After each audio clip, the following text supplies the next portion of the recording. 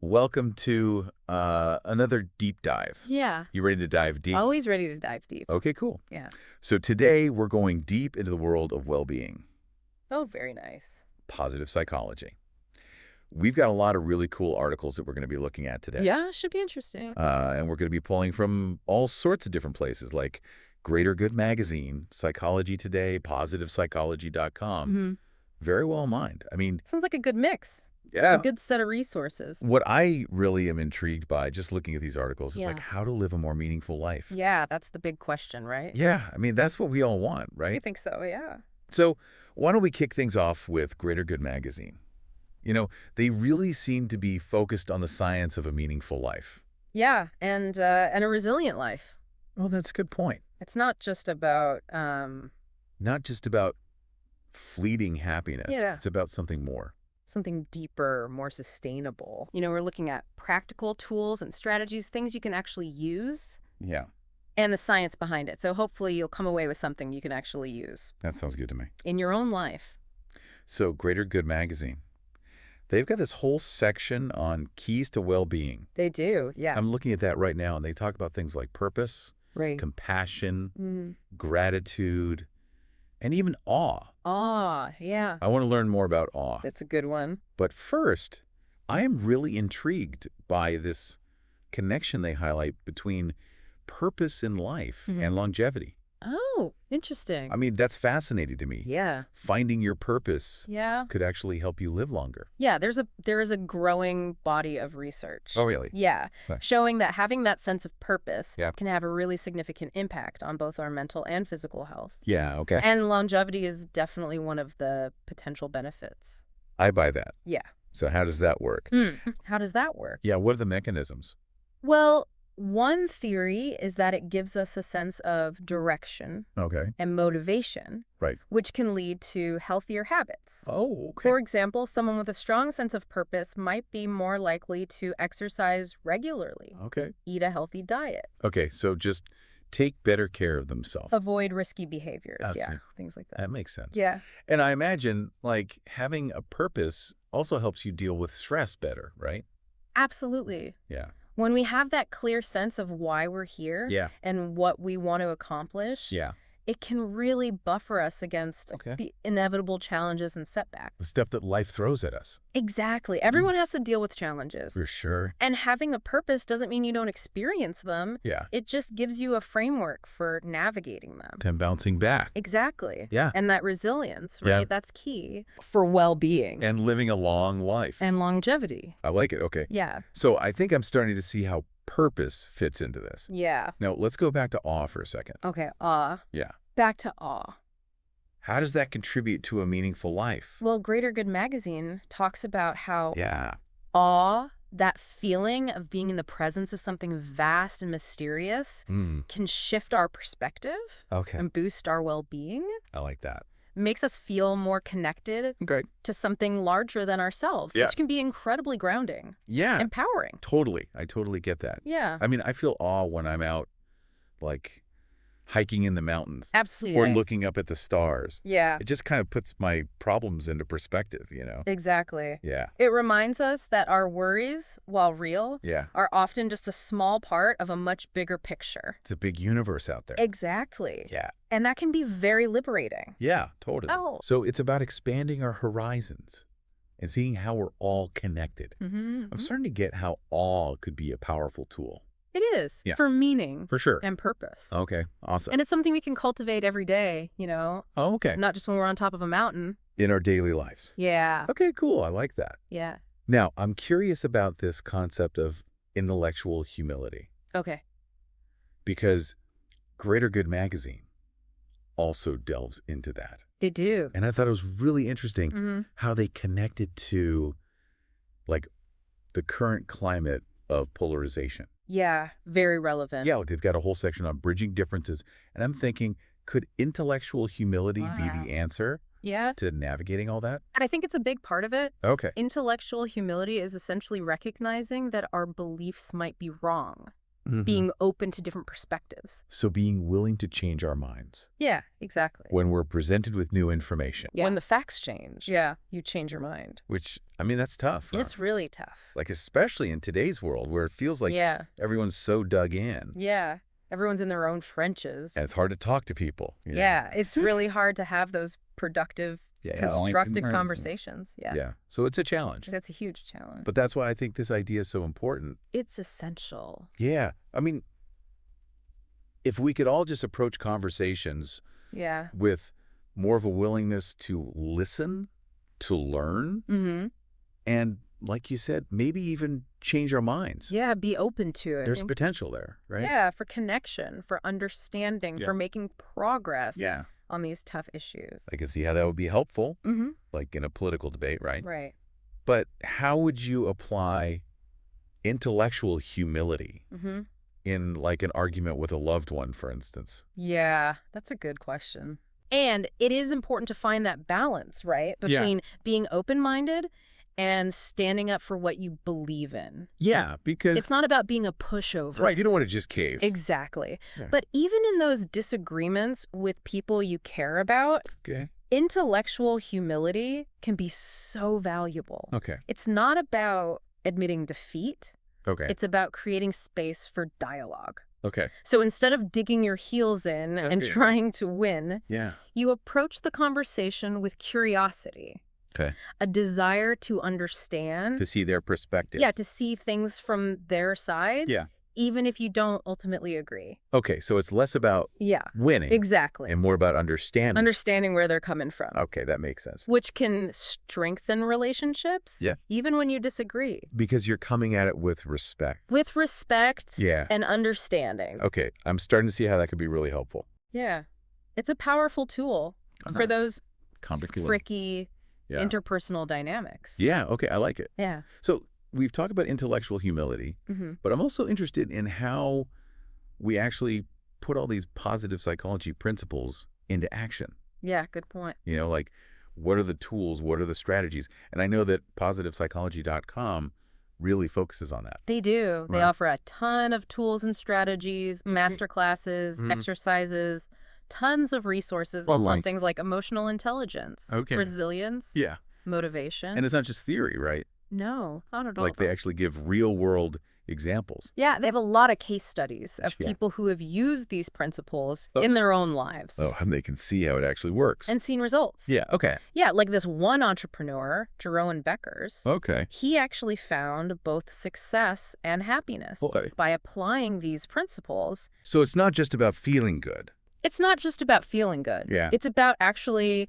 concrete results. Yeah, making a difference in your life. Gotcha. It's about understanding the science of well-being and using that knowledge to create a more fulfilling and meaningful life. I like that. Yeah. Okay. So they have this masterclass on motivation and goal achievement. Okay. Which I think is quite relevant to what we're talking about. How it drives us. Yeah. Okay. That's interesting. And Psychology Today also had some interesting insights on motivation. Oh, cool. They published an article called Boost Your Motivation by Changing Your Environment. Oh, okay. Which suggests that even simple environmental tweaks can have a surprising impact. Okay, I like that. On our motivation. So we're talking like decluttering your workspace. Decluttering your workspace. Yeah. Adding some plants.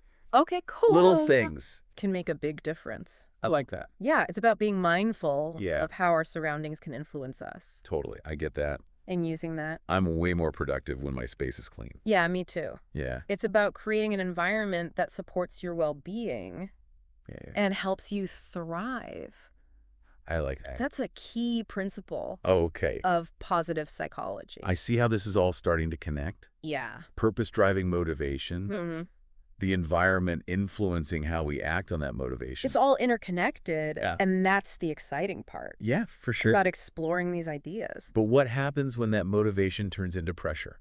Oh, good question. You know, like that feeling like we have to be perfect. Yeah, the perfectionism trap. All the time. Right. Psychology Today's November 2024 issue. The perfectionism trap. A classic. Yeah, I'm looking at you. Yeah. We've all been there, right? Yeah, we all fall into it. Yeah. It talks about how striving for the impossible can lead to frustration, anxiety. Depression, yeah. Depression, yeah. Because you're never good enough. You're never good enough. There's always something more to do. Always something more to do. Yeah. Some flaw to fix. So how do we break free from that? Well, Psychology Today has some great advice. Okay. One of the key things they emphasize is self-compassion. Self-compassion. Yeah. So being kind to yourself? Yeah, treating yourself. Especially when you screw up. With kindness and understanding, especially when we make mistakes. Which is so hard. It's really hard. We're so often our own worst critics, right? Right. Yeah, for sure. But the article really highlighted how essential self-compassion is. Okay. For breaking free from that trap. Okay. And embracing a more balanced approach to life. Recognizing that we're human. We're all human. We're going to mess up. We're all going to make mistakes. Yeah, okay. But it's a much more compassionate and realistic way. It's much more realistic to approach personal development. Yeah, I like that a lot. Yeah. It feels more attainable. And it aligns with all the other principles we've been talking about. Okay, so this is all really starting to click for me. Good, good. Yeah. It's all coming together. I'm seeing how these ideas can actually be used. It's a tapestry. Yeah, it's like a tapestry, right? Of well-being. Yeah, okay. Yeah, it's about integrating. Weaving it all together. Yeah, these different aspects to create a sense of wholeness. Okay, I'm buying it. Balance. Okay, so we've covered a lot of ground, but I'm eager to learn more about that practical advice from Very Well Mind. Yeah, Very Well Mind is great for that. Right. Straightforward, actionable. Straightforward, actionable. Like, I'm looking at this article right now. How to be kind without being a pushover. Oh, that's a good one. That really caught my eye. Yeah, it's about setting boundaries. Okay. And prioritizing self-care. Yeah. Even while being kind. So it's not about being a doormat. Yep. It's not about being a doormat. Okay. It's about finding that balance. Okay. Between compassion and assertiveness. I get that. Yeah, because you can't pour from an empty cup, right? You can't pour from an empty cup, right? You got to take care of yourself first. Yeah. And that's part of being resilient, right? Exactly. Yeah. Taking care of your own well-being. So you can show up for others. Yeah, so you can handle the challenges. Okay, so again, I see how that connects. Yeah. Like to the bigger picture. It's all connected. Creating a more meaningful life. Mm-hmm. Mm-hmm. Because it's about recognizing that our well-being is connected to other people's well-being. Exactly. And the planet as a whole, right? It's all interconnected. Okay, this has been a fascinating exploration. It has. I'm already feeling inspired. Yeah. But before we move on, I'd love to get your thoughts on how all of this connects back to resilience. Resilience. Because we've touched on it a lot. It's the foundation of well-being, wouldn't you say? Yeah, so. It's that ability to bounce back. Yeah. To adapt. To thrive when things are tough. When things are tough. Yeah, so it's not just about, like, toughing it out. Not about just grinning and bearing it. It's more nuanced. It's about skills and habits. Okay, that makes sense. That help us navigate those challenges. And a lot of the things we've talked about help build that. Right. Purpose, gratitude, awe, self-compassion. Self-compassion, it all feeds into it. Yeah. It's all connected. So it's really about being equipped to deal with the challenges that are inevitably going to come. That are going to come. Yeah. Life is full of them. Yeah. But we can be ready. Okay. We can be prepared. I like that. Yeah, it's what positive psychology is all about. Empowering people to live their best lives. Yeah. Even when it's hard. Even when it's hard. I like that perspective. Good. And I'm excited to see what else we find as we continue this exploration. Me too. Okay. There's still so much more to discover. So we've talked about purpose, awe, intellectual humility, motivation, perfectionism, kindness, resilience. Big topics. Feels like we've covered a lot, but I'm sure there's still more to uncover. Absolutely. Well, before we move on to the next part of our deep dive, I just want to encourage you, the listener, to take a moment and think about what we've talked about. What resonates with you? Right. What are you curious about? What sparks your interest? Yeah. What do you want to learn more about? Yeah, because this is most valuable when you can apply it to your own life. So take some time to think about it. Digest these ideas. And we'll be back soon to continue our exploration of well-being and positive psychology. We'll be back. Until then, keep exploring.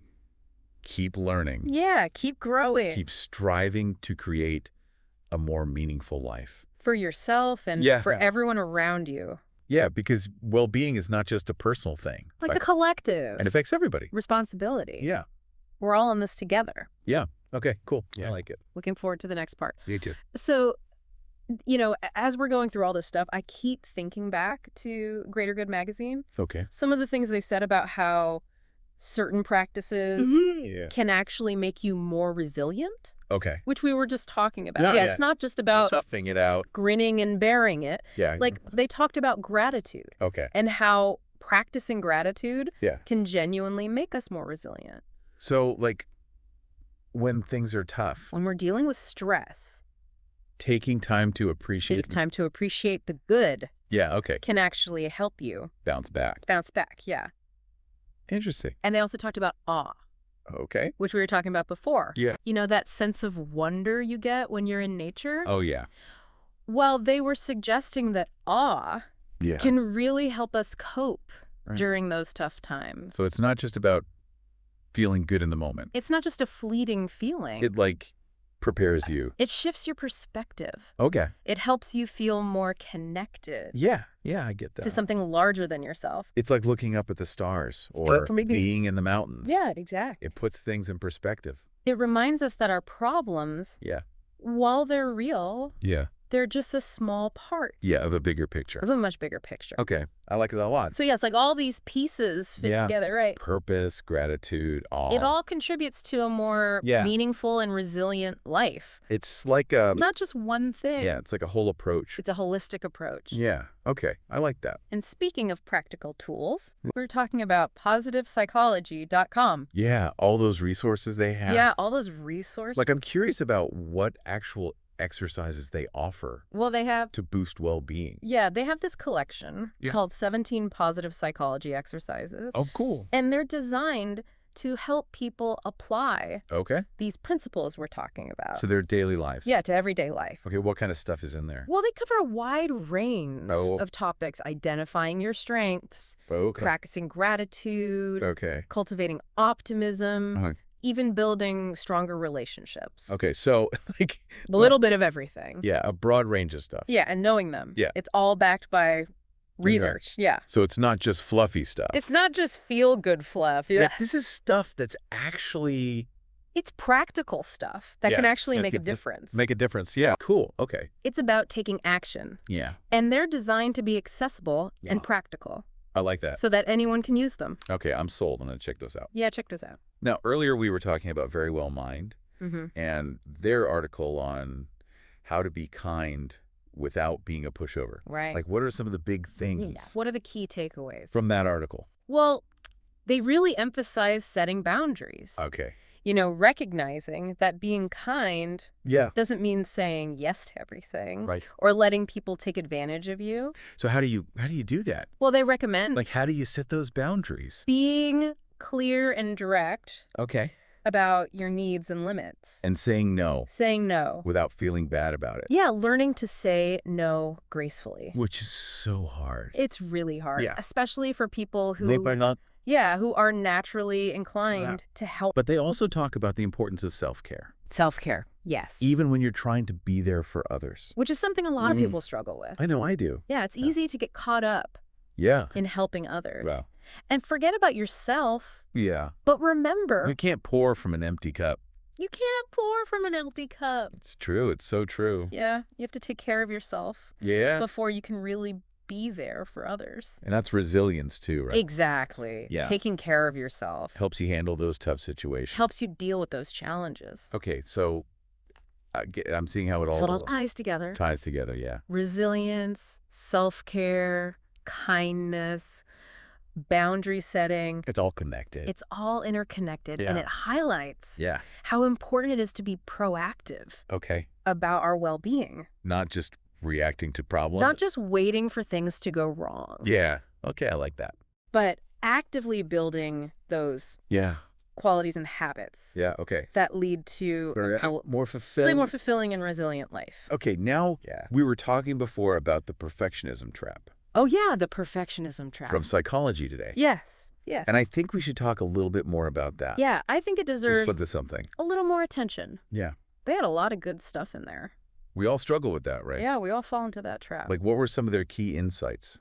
Well, They talked about how perfectionism can really hold you back. Okay. It can lead to procrastination, anxiety, depression. Because you're never satisfied. You're never satisfied. Always something you could be doing better. Always striving. Always some flaw. For that impossible standard. Right.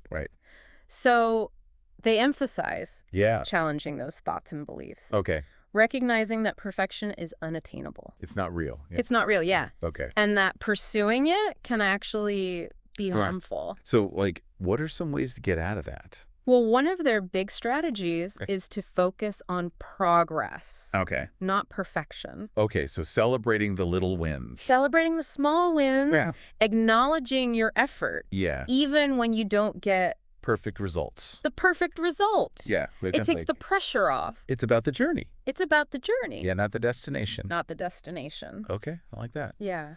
And they also talked about self-compassion. Self-compassion, yeah. Again. Big theme here. Being kind to yourself. Being kind to yourself. When you mess up. Especially when you mess up. Which is so hard. It's so hard to do. But it sounds like that's like a key part. It's a key ingredient. Of this. Yeah, for well-being. Yeah, okay. It allows you to embrace a more balanced approach. Yeah. Without all that pressure of having to be perfect. I like that. Yeah, and speaking of kindness, I remember Greater Good magazine had some interesting stuff. Yeah, they did. About compassion. They were talking about how it benefits not just other people, but ourselves, too. Yes, exactly. Right. They talked about how it can actually boost our well-being. Okay. Reduce stress. Wait, so being kind to other people can make me healthier. Can make you healthier, yeah. How does that work? Well, compassion triggers the release of oxytocin. Okay. Which is a hormone that promotes love and connection and well-being. And it lowers stress hormones? And it lowers cortisol. Okay. Which is the stress hormone. Wow, so it's a win-win. Yeah, win-win. Yeah. And they made a good point. Yeah. That compassion isn't just about feeling sorry for people. It's about taking action. Okay. To help. So it's about, offering a helping hand. Offering a helping hand. Listening, being there. Yeah. For someone who's struggling. And those little things can make a big difference. Exactly. And it can have a ripple effect. Okay. Making the world a more compassionate place. Okay, I'm really seeing how all of this comes together. All interconnected. Compassion, resilience, purpose, gratitude, awe. It all contributes to a more meaningful life. Like, what do you think it all means? What does it all mean? Yeah, in the big picture. That's a great question. Like, what are your takeaways? Well, I think what we're seeing here is a message about taking a holistic approach to well-being. Not just focusing on one thing. It's not just about one thing. It's about cultivating a whole range of qualities and habits that support us. Physically, emotionally. Physically, emotionally, mentally. Yeah. Even spiritually. And it's not just about ourselves. It's not just about ourselves, no. It's about our relationships. Our communities. Our communities, making the world a kinder place. So it's about recognizing that our well-being is connected with the well-being of others and the planet as a whole. I like that. It's not just personal growth. That's about everyone. Creating a better world for everyone. Okay, that's a great message. It's a good message, right? Yeah.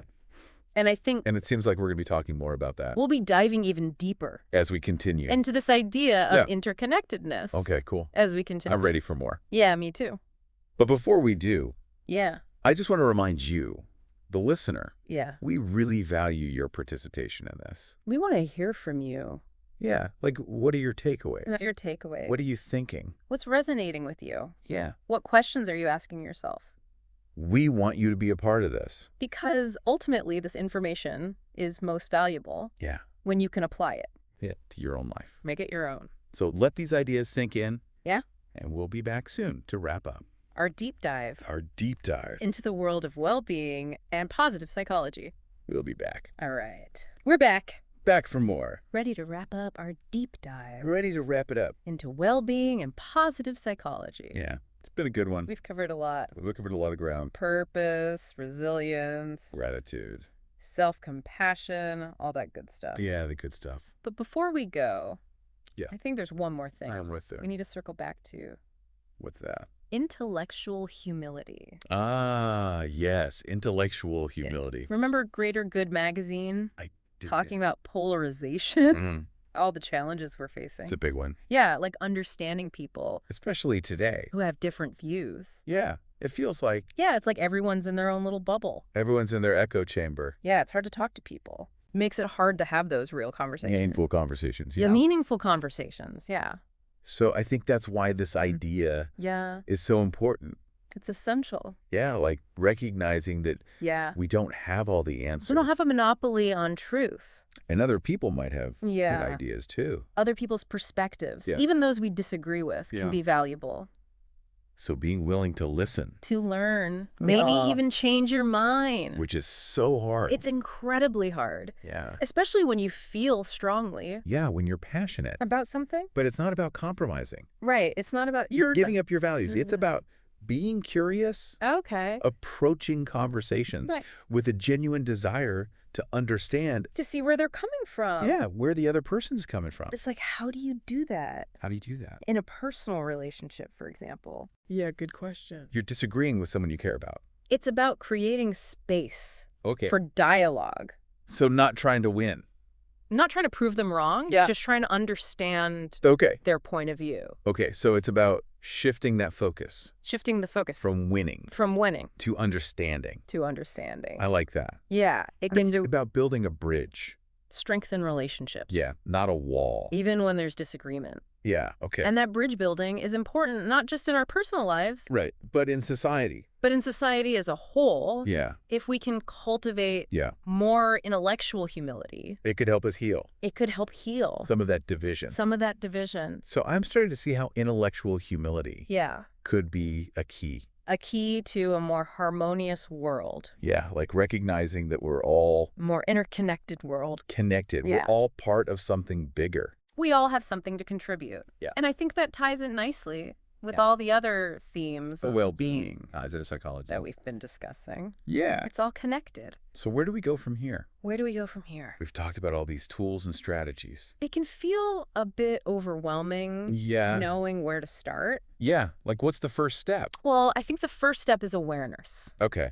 Once we understand the power of these things, gratitude, compassion, purpose, intellectual humility, we can start making choices. Different choices. Yeah, conscious choices. That support our well-being. That support our well-being. And the well-being of others. And the well-being of others. So it's the little things. It's the little things. The everyday choices. Like saying thank you. Yeah. Taking a moment to appreciate. The beauty around us. Yeah, the beauty around us. And then remembering. And remember that it's about progress. Progress, not perfection. Not perfection. Making those small shifts. Yeah. That can lead to big changes. And being kind to ourselves. And being patient with ourselves. Yeah, along the way. It's a journey. It's a journey. Not a destination. Okay, as we wrap this up, I want to leave you with one final thought. One final thought. Remember Greater Good magazine. Thank you. Talking about intellectual humility. Yeah. Bridging those divides. Bridging the divides. So here's the question. Okay. Could embracing that idea be the key to not just a better life for ourselves. A better life for ourselves. But a better world for everyone. It's a question worth asking. Yeah. It's a question we can all answer. Through our actions. Through our actions. Yeah. Our choices. Okay, so the resources we talked about today. Yeah, those are just the starting point. A jumping off point. There's so much more out there. Yeah. Keep learning. Keep exploring. Keep growing. Keep striving. To create a more meaningful life. For yourself. For yourself. And for others. Which is well-being. Yeah. It's not just personal. It's a collective responsibility. Yeah, we're all in this together. We're all in this together. All right, that's our deep dive. That's it. Into well-being and positive psychology. We did it. We did it. Until next time. Thanks for joining us. Keep diving deep.